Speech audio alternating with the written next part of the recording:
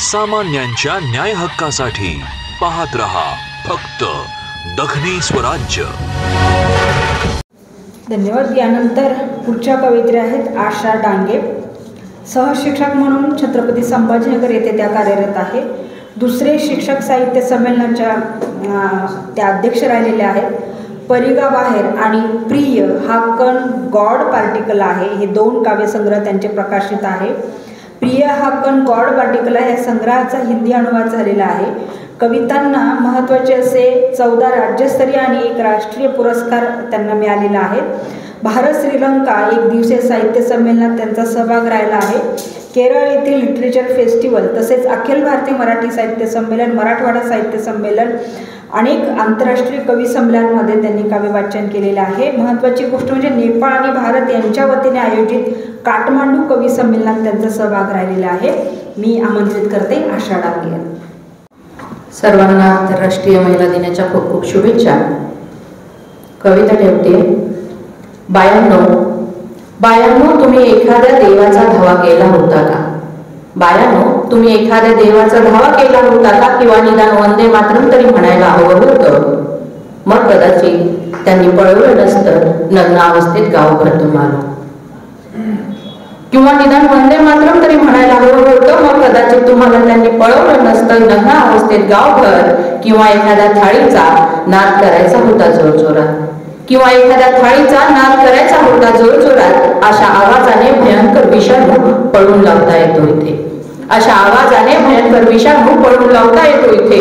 मग हे अत्याचारी गेलेच असते की मागल्या पावली परत, मग हे अत्याचारी गेलेच असते की मागल्या पावली परत।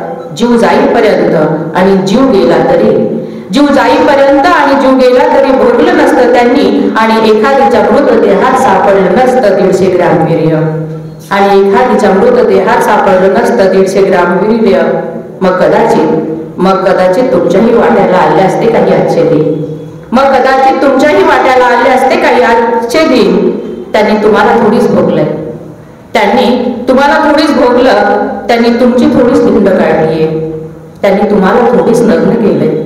त्यांनी नग्नता आणि हिंस्त्रता हीच आदिमता आणि पशुत्व हीच ओळख आहे आपली, कदाचित त्यांना हे सांगायचं असेल। किंवा महासत्तेच्या दिशेने जाणारी आणि विश्वगुरुत्वाची हीच वाट असावी, हेही सांगायचं असेल त्यांना, हेही सांगायचं असेल त्यांना। तो, ती आणि पुस्तक, फक्त तिच्यावरच कविता सुरू आहे, त्यालाही सामील करून घेऊया। ती म्हणायची पुस्तकं वाचून कुठे माणसं कळतात का? ती म्हणायची पुस्तकं वाचून कुठे माणसं कळतात का? माणसं कळण्यासाठी माणसात राहावं लागतं, माणूस व्हावं लागतं। तो पुस्तक वाचत असायचा। ती हसायची, म्हणायची, अरे पुस्तकातील शब्द समजण्याआधी माणूस समजून घे, माणूस वाच। तिने माणसांवर प्रेम केलं, तिने माणसांवर प्रेम केलं। तो पुस्तकातील अक्षरांवर, शब्दांवर, ओळींवर प्रेम करत गेला। त्याने पुस्तकं आपलीशी केली, पुस्तकातील अक्षर स्वतःत रुजवली, पुस्तकातील गहिरपण रुजत गेलं त्याच्यात। पुस्तकातील पानाची फडफड त्याला वेडं करत असे, पुस्तकातील पानाची फडफड त्याला वेडं करत असे। ती मात्र माणसात रमत होती, माणसांवर विश्वास ठेवत होती। एका काटेरी वळणावर माणसांनी तिचा घात केला, एका काटेरी वळणावर माणसांनी तिचा घात केला। अवतीभोवतीच्या माणसांनी दगा दिला, तिचा धर्म शोधला, तिची जात शोधली, ज्यांच्यात ती रुजत गेली ते स्वतःच्या स्वार्थासाठी तिचं कुळ आणि मूळ शोधण्यात गुंग होते। ज्यांच्यात ती रमत होती ते स्वतःच्या स्वार्थासाठी तिचं रूप, मूळ आणि कुळ शोधण्यात गुंग होते। त्याला मात्र पुस्तकाने कधीच दगा दिला नाही, त्याला मात्र पुस्तकांनी कधीच दगा दिला नाही, त्याचा धर्म विचारला नाही, त्याची जात विचारली नाही, त्याचं कुळ शोधलं नाही। पुस्तकं हाच त्याचा धर्म होता, पुस्तकं हाच त्याचा धर्म होता।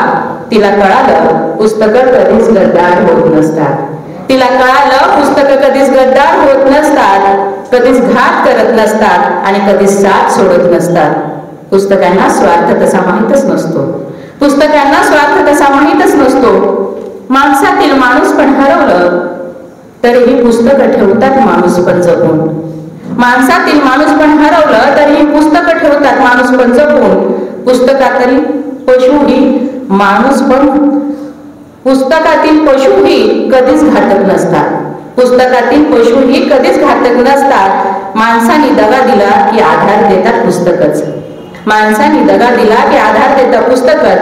माणसं रडीचा डाव खेळतात.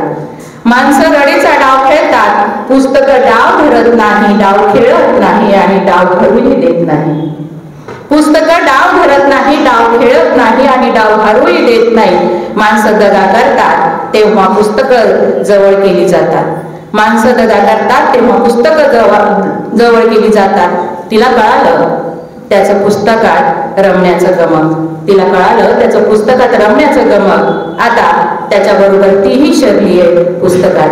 आता त्याच्याबरोबर तीही शिरली आहे पुस्तकात. दोघंही आता रमतात पुस्तकातील अक्षरात. दोघंही राहतात पुस्तकातील माणसात, पुस्तकातील माणसात. सर्वांना सामान्यांच्या न्याय हक्कासाठी पाहत रहा फक्त दखनी स्वराज्य.